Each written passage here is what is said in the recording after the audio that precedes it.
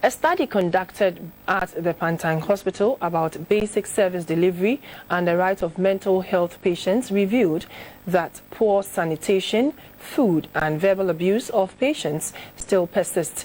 These indicators contradict the UN Convention on the Rights of Persons with Disability. The acting director of the hospital, Mr. Frank Banning, in an interview with GBC News, blamed inadequate financial resources for some of the challenges facing the hospital.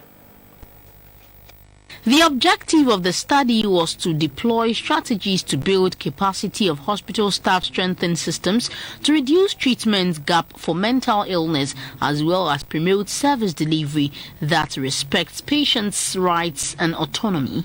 Among the findings were cases of verbal abuse, maintenance of the facility wards and washrooms that are not disability friendly. The lead researcher, Mr. Chimba Nurukinan, said the hospital has made some progress on standards of living of users, but significant gaps still exist. Everybody has a right to be free, and of course, because of their conditions, they have been institutionalized. But even within the institutions, they still need to have some level of freedom.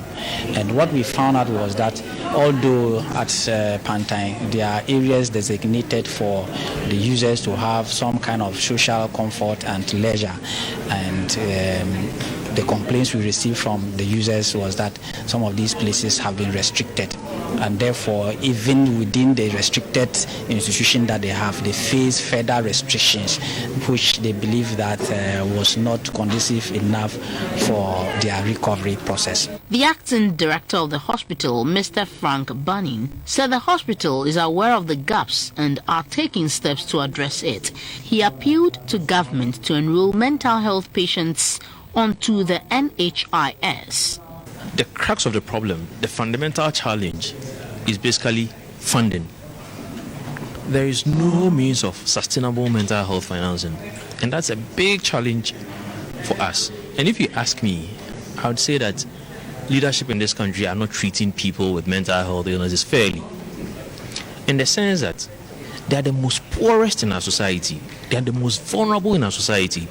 Okay, so how come do you have a pro-poor policy or pro-poor social intervention like NHIS and then say that you won't treat their mental disorders?